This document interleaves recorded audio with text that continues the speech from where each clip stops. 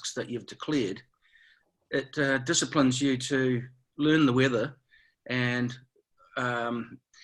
complete the flight down to the tee to actually go to the turn points.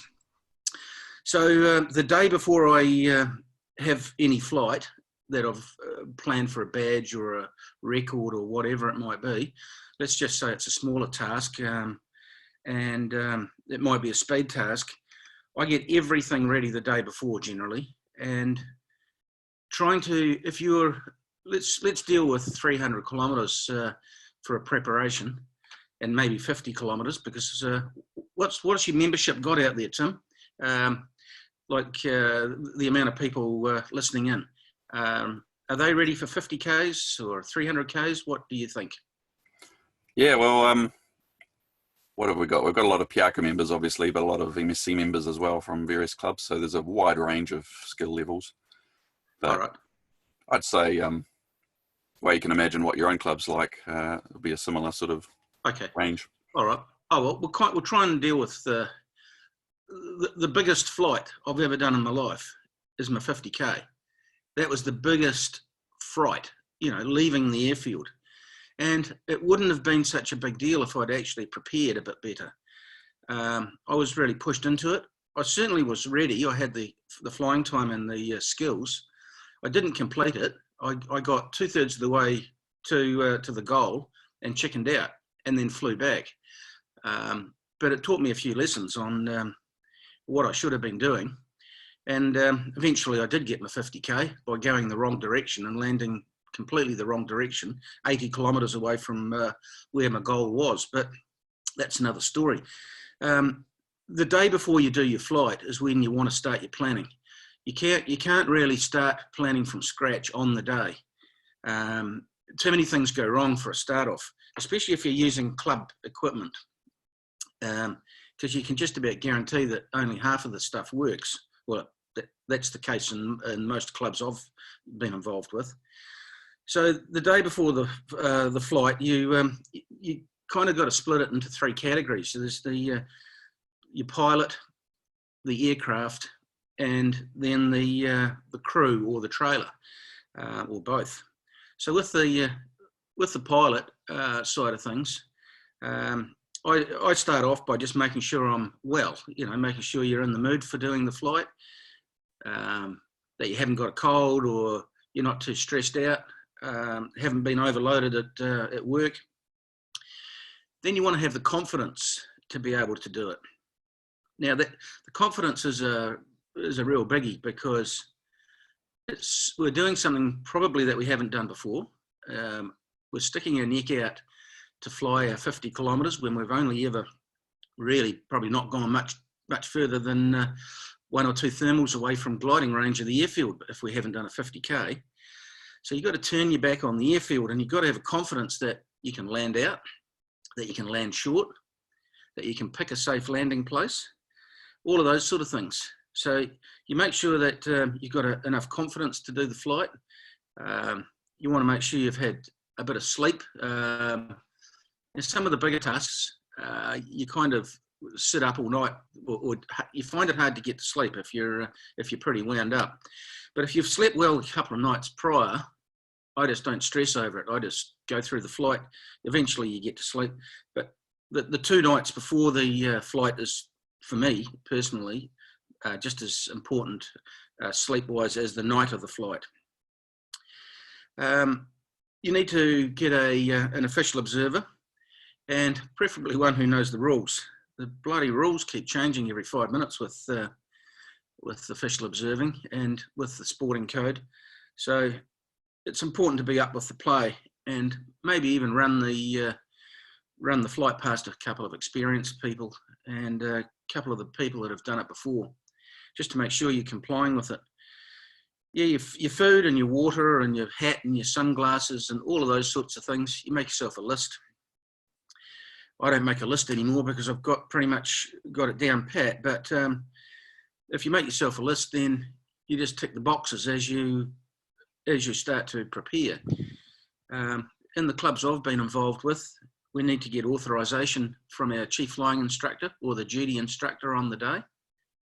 And maybe from the executive.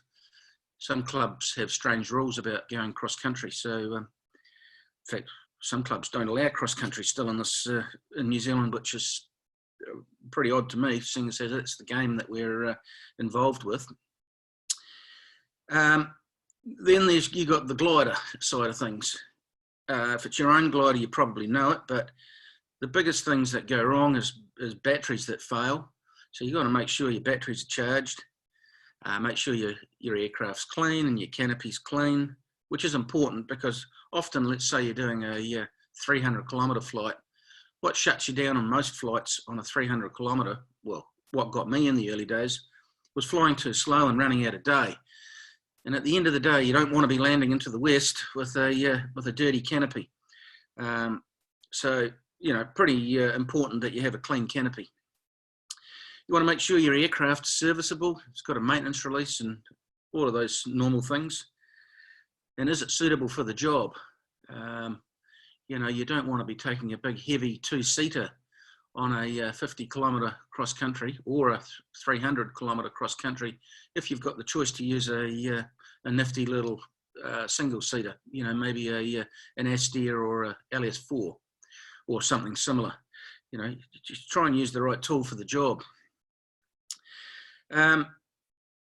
Things that still get me bogged down is GPSs.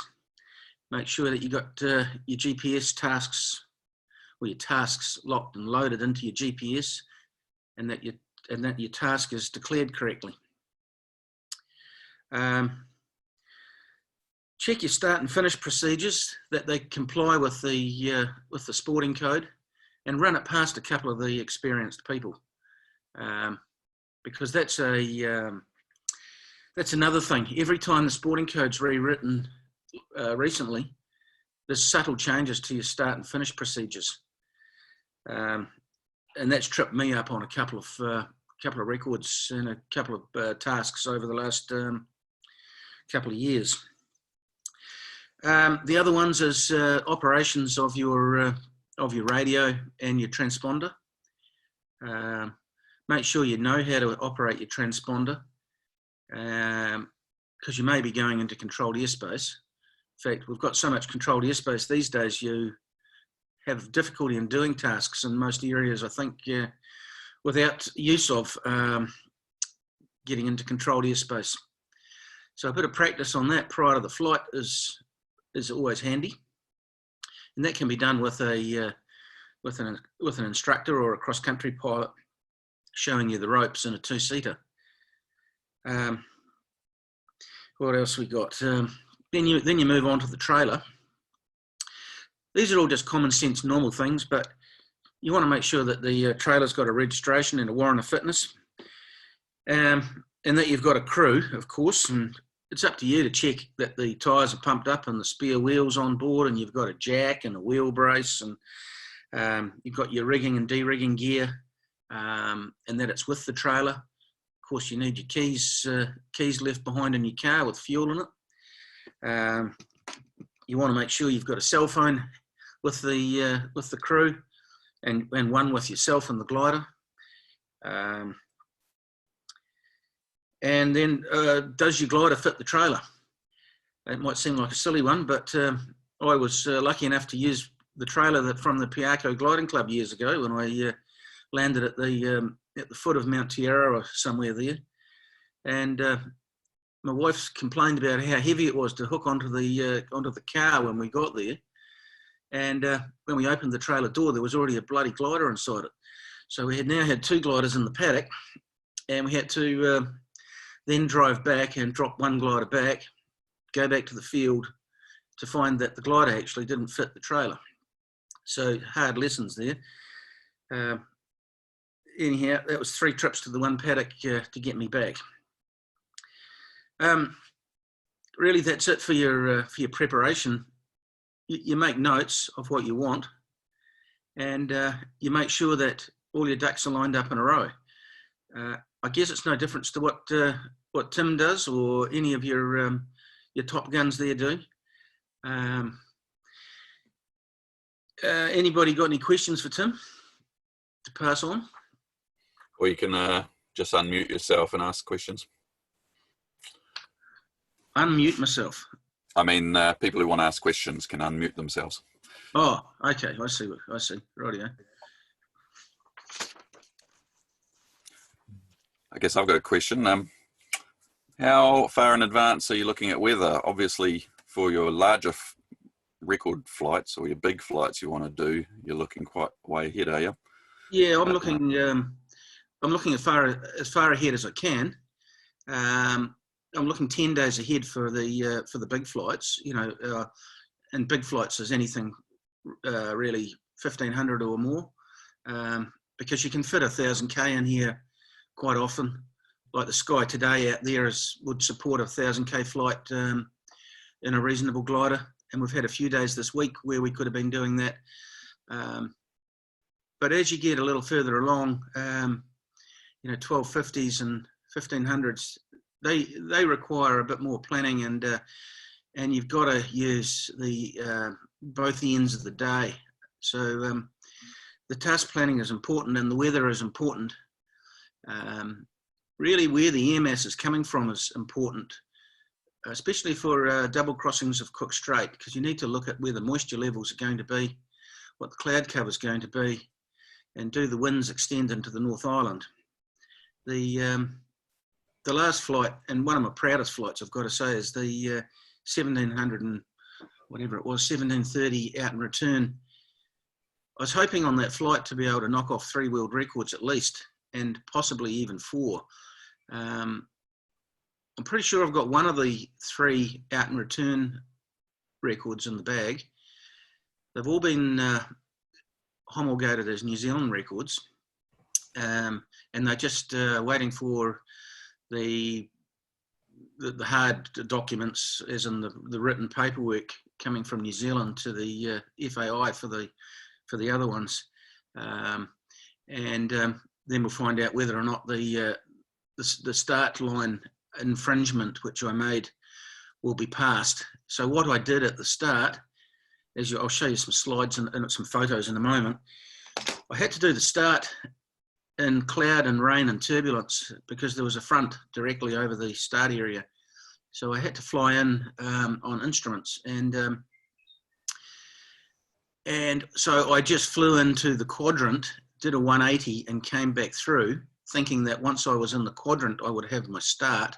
But the new rules have changed, and if you're using a start line, and I'm pretty sure this applies to people doing 50Ks or 300Ks, that if you use a start line, you have to actually cross within 500 meters in the direction of your flight path along the first leg.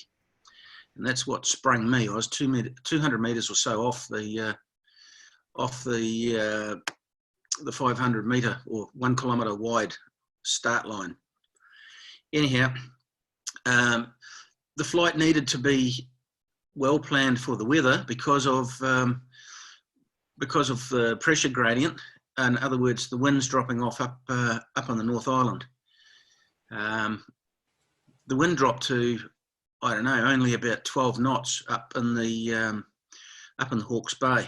So there was only just enough wind to produce a wave. And if you remember back to those smoky skies we had, they actually helped in the end because they created a layer of air at about 15,000 feet, where you could see what the undulations in the wave were doing. And so the very little wave that was there was marked by the smoke in the sky.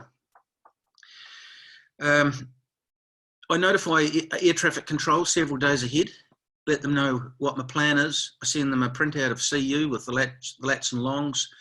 I give them the altitudes I expect to be flying at, squawk codes, radio frequencies.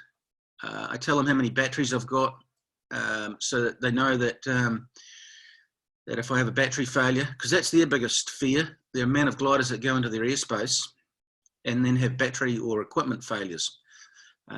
Club gliders are prone to it, I know, from around from the equipment that we have.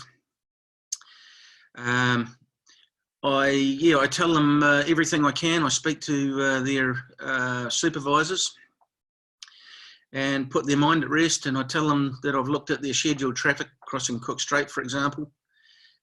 So you know to stay out of their busy times if you can.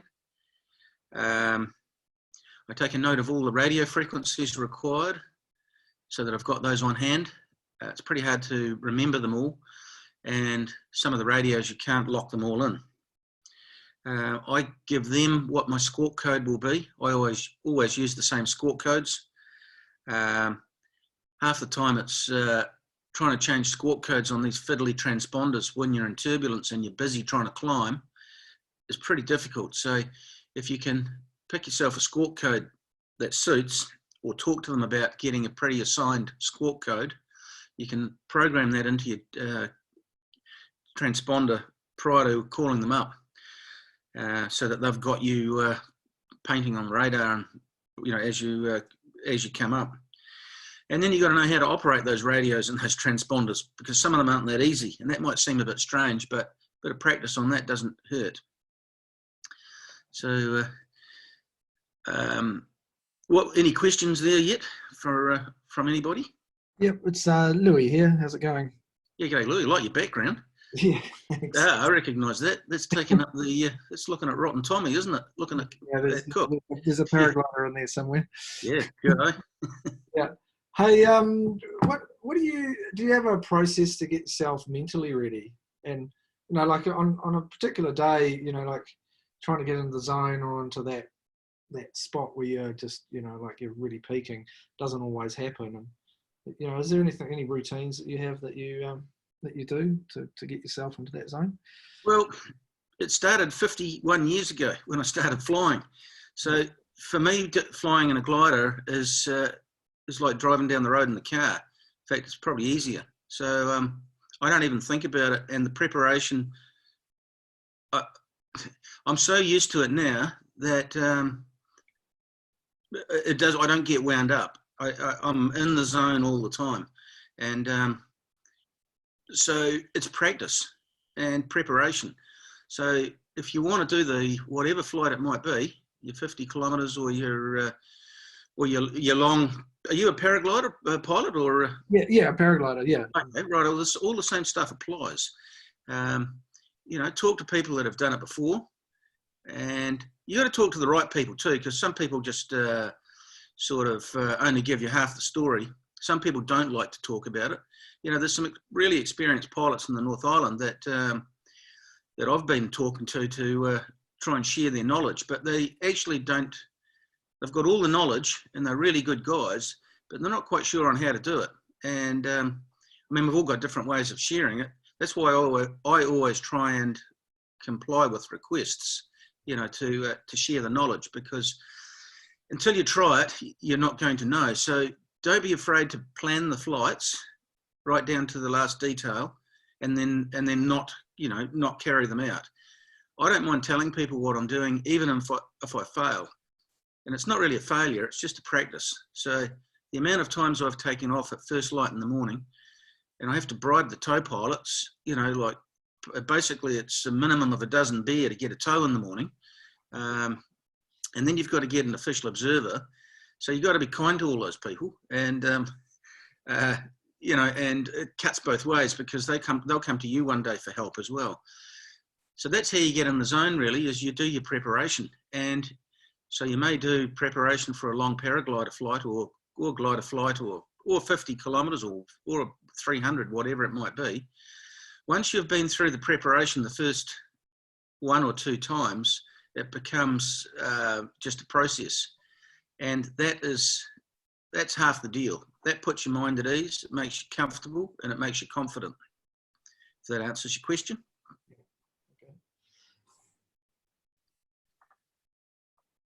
Anybody else? Yeah, good day, Terry. I just wonder, you mentioned earlier about your first attempts at 50K flights and how they went wrong and so forth. You want to talk a little bit about getting all prepared and psyched up and then having the weather go bad on you or something else go wrong and you can't do it and you have to come back again? Well, I've never seen the perfect weather forecast that actually works during the day. So I plan my flights, and as I say, I plan my flights several days ahead on the long flights, and I prepare everything to be going. So, for example, this year at Marama, I have taken off, I would say, 4 or 5 times at first light in the morning, and sometimes I've taken off into drizzle and just light rain in the sky, because at first light in the morning, the visuals are not good enough to really know if you're going to get away or not. And you've really just got to try and do it. 2 or 3 of those times I've just fallen straight back to earth and gone back to bed. Now, these are like you're up at 4:30 in the morning to take off at, I don't know, 20 past 5 in the morning. So I tell the tow pilot, just be there unless I tell you otherwise. So that's my preparation. I do everything I need to the day before, and I carry out the launch generally. And on the last one I completed, it did not look good. The weather forecast the last one I could pick up was 4 o'clock in the morning, and the weather in the North Island did not look like it would support a flight up to my turn point just west of Napier, let alone crossing back across Cook Strait. But I'll show you the photographs in a moment, and unless someone's got a question right away, and I can answer that before we show you a couple of those photos. Tell me when to stop, Tim, because I've been going for 25 minutes. I've got another question, sorry, around your planning. What tools are you using for planning? Are you using CU, or what's the... Right. Yes, I'm using CU for the planning the flights, and SkySight and MetView, and Jetstreams. I also use marine forecasts, because they unrelated to the air. What's going on with a lot of the weather? For example, the winds through Cook Strait and Foveaux Strait and things like that will give us a bit better indication on whether the forecasts that we're looking at are correct, because often they're not. So you get as much as you can, and then you've got to apply your own guesswork to which one you think is correct. So I might be looking at 5 or 6 different weather forecasts, and then I'll keep an ear to the ground, talk to the experienced boffins in my area. For example, Max Stevens, some of these young fellas like yourself, you're pretty good at it. You're up with the play with all the latest technical stuff. I'm not big on T-Figrams. In fact, if you ask Matthew Scudder, he'll tell you that in the Southern Alps, they're just about a waste of time. This was his words, so they don't really apply. So any other questions? So what doesn't apply with the typograms? Well, he says the T-Figrams are really, by the time that, for the forecast time, they're usually out of date because the EMS changes so rapidly. So, it's, and we used to have a really awesome weatherman in the South Island, a guy called Ian Miller, who did all the gliding contests. And I'd sit in with him over a period of about 5 or 6 years, trying to learn as much as I could. And after that period of 5 or 6 years, because he did a PhD on gliding weather as well. He was really into this convection and convergences and wave and all that sort of thing, as well as being a general weatherman. And his conclusion at the end of all that was that sending up his balloons in the morning to do the soundings, by the time the afternoon came around, the weather systems had changed because of the pressure difference between one side of the Southern Alps and the other. Our weather systems change rapidly. So that was his conclusion many years ago, 25, 30, 35 years, well, 30 years, 35 years ago, I guess. And, the computer systems and computer models have changed now. I think the same rule applies, that don't take too much notice of the T-Figrams. Well, in the South Island anyway. I can't speak for like Piako area and up around the North Island there. I think they probably work a bit better up there, do they? Yeah, I think they need a, you know, they're all based on the ground temperature and the altitude of the ground. So, of course, our ground altitude doesn't change nearly as much, whereas around the mountains, it's dramatically different, just slightly up the hill. Right. Okay. Yep. Plus, you've got a lot of wind and stuff wrapping around the hills and mountains. So, Yep. Tim, talk me through how to get the my screen to come up now. To get these. The green share button at the bottom. Oh. If you've got it there. No, I haven't bloody got it. So went through this yesterday, didn't we? Yeah, oh, don't edit to hide it. Wonder I can fly a glider, eh? Are you on a phone or on a laptop, Terry? No, I'm on a laptop. Oh, okay. Yeah. So yeah, if you move your cursor down to the bottom, yeah, there we go. You got it? Yeah. All right. Okay. We'll try and do this, but oh, wait on. What have we got? Now I've got to try and figure it out. Oh, right. I'll quickly run through this, but you tell me when you want me to stop, Tim, because we've already been going half an hour. It's easy to waffle on all day. Yep. No, we can keep going a bit. Yeah, we're normally about 40 minutes for these talks to an hour, so plenty okay. of time. Okey-dokey. Righto. Well, this was just getting ready to fly back in late, when was it? Early February for the out and return flight. That's the the spot trace from after the flight was completed. That's what the weather looked like a couple of days beforehand. As you can see up on the North Island, the isobars turn, and especially this is at 18,000 feet, or 16,000 feet, 550 millibars.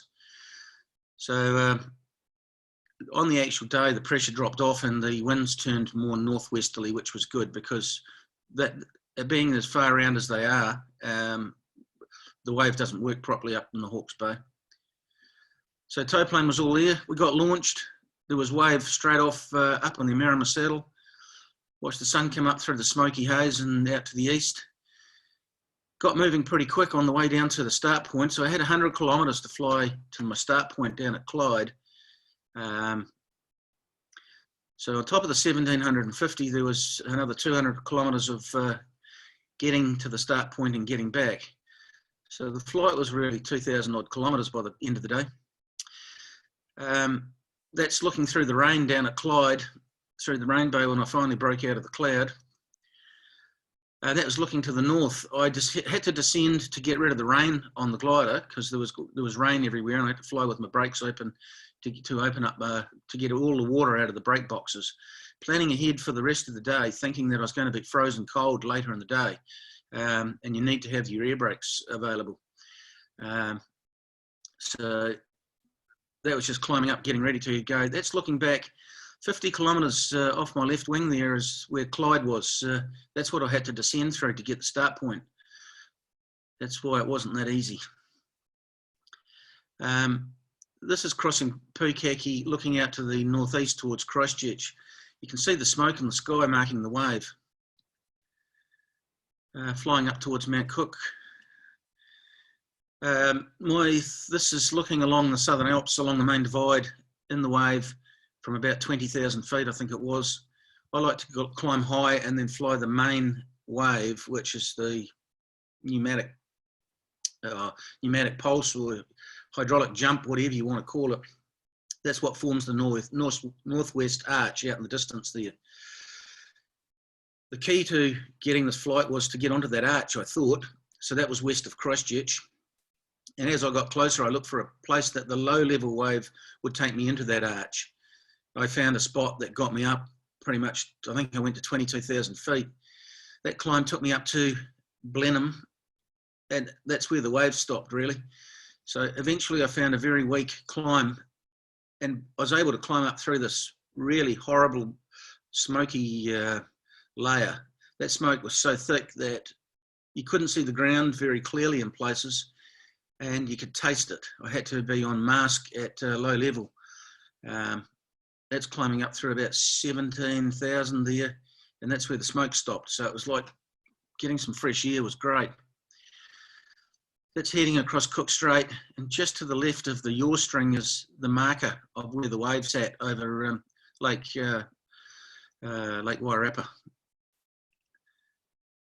After an hour of sitting and climbing and going nowhere and not having anybody on the radio, all of a sudden, all of these planes started coming in as soon as I was crossing Cook Strait. So all of these aircraft started wanting to approach into Wellington, and the controller was wanting me to fly back to the west. So I'd flown once through the sinking air with just enough safe altitude to make it to the North Island. And then he asked me to turn around and fly back to the west.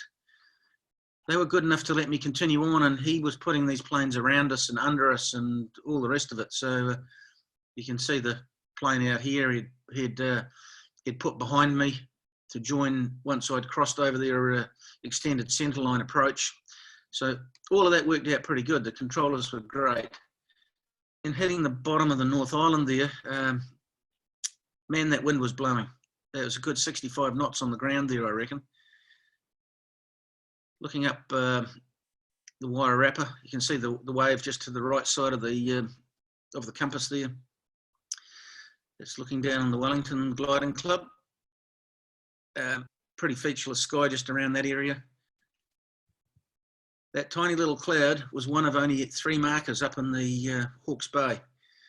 And it was just a matter of weaving in the blue wave. You know, if you can look in just above the reflection of the compass and the canopy there, you'll see a very fine outline of the wave. Can you make that out in the smoke haze? Well, that was what was marking the wave. And sometimes the wave would end up on the west side of the Tararuas and Ruahunis. So I made it to my to my turn point up past Wana Wana, and then had the trek back. Now this is looking back towards the bottom of the North Island, and this cloud started to form up as I was texting and talking to Vaughan Ruddock, and you can see an undulation in the cloud there. Just as I got there, this fantastic wave formed up and took me to nearly 28,000 feet. So it was bloody magic, just what I needed to get across Cook Strait. So that's crossing Wellington, heading south at about 27,000. And there wasn't a lot of cloud. That's the SkySight wave forecast. Abby, my daughter, was on the text all day, putting photographs on her web page, and just keeping progress up and talking with Matthew Scudder on the weather. So it was all pretty handy. And then later on, I got talking with a professor from the United States on what forms that wave in mid-Cook Strait. And it's formed by the squeeze of the air, but that's another story I'll tell you about sometime. And that forms a wave out over Cook Strait on track where there's no mountains upwind. It's an interesting phenomenon, part of the hydraulic jump that forms the northwest arch that you get here in mid-Canterbury. Another high climb through mid-Canterbury, lots of high climbs during the day. I was at 25,000 feet a lot of times. Then the happiness when you can see back into the Mackenzie. Heading back over Amarama and looking down towards Clyde. 20 minutes later, the weather was disgusting down at Clyde, and it was the same deal with rain. I finished the flight and headed back to Amarama slowly and managed to complete the flight. So then someone hands me a beer straight away when I land, and then they kicked it over as they sprayed me with champagne. But anyhow, that's all that. I'll leave it back to you, Tim. That's awesome. So what is your plan if you happen to land out in the other island, which would be a major pain in the ass of you? I had contingencies for landing in Papawai, Paraparaumu, Blenheim, Christchurch, of course, and Hawke's Bay, and well, 2 places in Hawke's Bay actually, in Napier and in Hawke's Bay. So I had arranged a bed for the night in all of those places, and a car in quite a few of them. In that little tiny cockpit, I carry overnight toothbrush, money, credit card, change of change of socks, shoes that you can wear, because you don't want to end up dressed in high altitude gear, you know, in stupid Ugg boots like I'm wearing there in the photograph, and not have anything to wear, you know. So everything's prepared in that respect. And you've got to, with the smaller glider, with that one, I've got to be prepared to land at an airfield, really, because after flying at high altitude, it's either got to be a really big airstrip, because you're landing full of water and possibly in turbulence as well. So your approach speed somewhere around 80 knots to land safely with a full load of water and turbulence. So you're chewing up a lot of ground. You can't land at 150 meters very easily at all. So you don't even consider dumping your water? No. Is it likely to be No. iced up, or one of them's going to be iced up or something, is it? Correct. Yeah. And not only that, I have the tail 2/3 full of alcohol. And I've used that same alcohol for about 5 years. It's Right. not cheap, so I'm too miserable to dump it. I put it back in the container after each flight. Cool. Righto, back to you, Tim. That's awesome. And well, I mean, the amount of preparation to do a big flight like that is obviously a lot more than just a standard 300k on a single day flight that a normal club member would do. Yeah. Well, I'd invite everybody who's listening that wants to do a flight to just pick up a couple of the points that I've mentioned. We had a session for our club members here, a cross-country session last year, and out of that, 3 of the guys went out and did really good flights, fantastic flights. One did a 500k, and he was really proud of it because he actually declared the flight and carried it out. Even though he said he'd done 500 kilometre flights in the past, he made the comment that it was much more satisfying to declare and complete the planned flight. Another one was a 1,000 kilometre flight, and then of course Max Stevens with his 1,500 kilometres. So you know, there's a big part of it, the preparation, and prepare. Don't worry if you don't get it the first time or the second time. That flight I just did for 1,730 kilometres, I had 25 attempts at that flight. I drove bloody thousands of miles to position myself in total. So you don't get it first time, generally. It takes a lot of effort, but the rewards are great. All right, do we have any more questions from the floor? Yeah, Terry, it's Murray here. I just want to pick up on a couple of points that you made there just to highlight them and add something to them, hopefully. You said that during the last week, there's been a couple of days where it's been on for big flights, but probably no one's been able to do them. But when I've done big flights, I've looked at, some people wait for what I call a 10 out of 10 day, but they come every 10 years, or it might be on Christmas Day or something like that. And all you have to do if you get that right day is be an 8 out of 10 pilot. But the other way to do a big flight is to pick an 8 out of 10 day and fly like a 10 out of 10 pilot, the best that you can be. And that's enough really to get around. So get out and give it a go. Too true, too Nice. true. You only know about a 10 out of 10 day when it happened yesterday. Yeah. And the other thing that I've actually picked up from you in the past is that even if you're not successful in an attempt, it's a chance to practice perhaps a difficult part of that task. Like, you know, if you're not used to getting into the wave, practice getting in and out of the wave, or a difficult section. So when the right day comes, you've got some history for it, and you're just joining up less spots. You stitch it together, don't you? Yeah. Yeah. Yeah, just like your flights you did in the North Island with in the PW5. You know, you sure as hell didn't go out and just do that one-off first time, did you? You had to piece it all together, and you knew that when you got north of Muriwai there, you had to cut back, like you showed me when you took me for a ride up the coast. Yeah. So, and that's, so, you know, I want to fly from Bluff to Cape Reinga, and for those who don't know, Murray took me for a bit of a strop in his Arcus, and we flew up north of Muriwai as far as we could get on the day. And he explained to me how you make each step and what you do. And Murray was answering all my questions, even though they might have seemed a bit silly. He knew that because I didn't know and I didn't have any experience on that type of flying, he was giving me the hot gin. So that's where each person who hasn't done a 50 kilometre or a 300 kilometre flight needs to ask those questions. Do a little bit more each time. Do the southern part of your flight, do the northern part of your flight, stitch it together.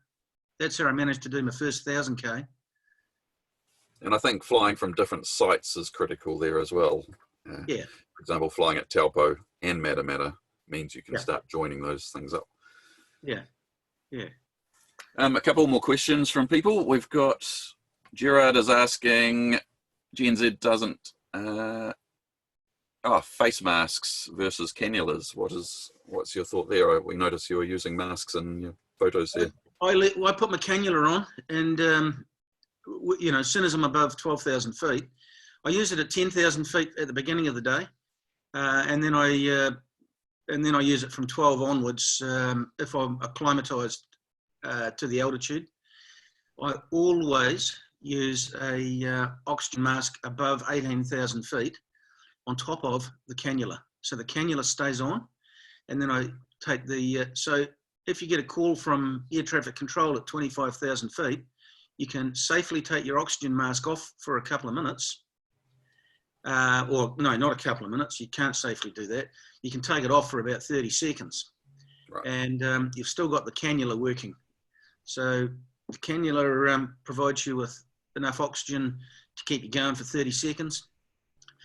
But personally, I don't last long, and on the average, having been in the chamber, in the pressure chamber, I didn't think I was very good at altitude, and I'm exactly the same as most other people, as the average, or maybe even a bit better. So, Phil. I think he was coughing. Oh, is that Phil Smith that used to have a label called Golf Kilo? Yes, it is. How are you, Terry? Oh, g'day. I was actually going to ask you some questions about oxygen, but someone already did that. Yeah. Okay. Rightio. So, and you run your oxygen off off your EDS system. You need a MH4 regulator, which you can buy from Mountain High. It cost about $65 US. And you tee it into the low pressure side of your, after it's been through your first stage regulator, the regulator that goes on your bottle, brings the pressure of your oxygen down to 28 PSI. You tap into that with your MH4 regulator, and that hooks up to your mask. So you can leave the EDS on your face, going through your EDS or electronic system, and then just put your mask on top, or just use an old A8A or a constant flow system. You don't need an EDS unless you're often flying in the wave, really. Next, maybe we'll make this the final question, but what's next for you? What's your next sort of plans? Well, yeah, 750 during the winter, shorter tasks, 100K triangle. I managed a 100K triangle at world record speed just over 12 months ago. I did 253.5 kilometres per hour and stuffed up the finish again because of a change in the rules. I came under the finish line, and the rules say now that you have to be above the finish line when you've finished. So I came in under the finish line and pulled up to what used to be legal, which was finishing altitude. So, and that was hard to get that weather right to be able to do that sort of speed. 253 is really, really moving. And 750K speed triangle. And then until next season, when the days are longer, do the long flights again. Yeah, awesome. Murray's asking, in the interest of sharing your knowledge, would you be able to share your IGC file from your 750K flight? From the 750? 1750. Oh, from the 1750. Yep. How do I do that? Are you talking to a question. Nick here with oh, I might have the file. Yeah, rightio. Where do I do? What do I do with it? Email it to me. Oh, rightio. Have you got my email? Have I got your email address, Murray? Yeah, I'll get it to you. Yeah, just email me something and I'll email it back. Yep, Okay, cheers. no problem. Thank you, You're welcome to pass it on to anyone that wants it. Awesome. All right, well, we'll wrap up there. But Right, Tim, good on you. thank you so much for your time. We really appreciate it. And Well, that's 50 minutes. It's easy to waffle. Told you to stop me. that's the point of this. Okay. Waffling. What else are we going to do all day? Yeah. I don't know. Exactly. Terry. Thank you very much, Terry. Right, just before we finish, I want to show you the wave sky out here. This is what we're bloody missing out here. I don't know if you'll be able to see it or not. Can you see that? Oh, yep, we can see it. Yep. What a waste. We're locked inside. Yep. Right, gents. All right, thanks very much. Right. Thanks, Terry. And ladies. Okay. Thank you, Terry.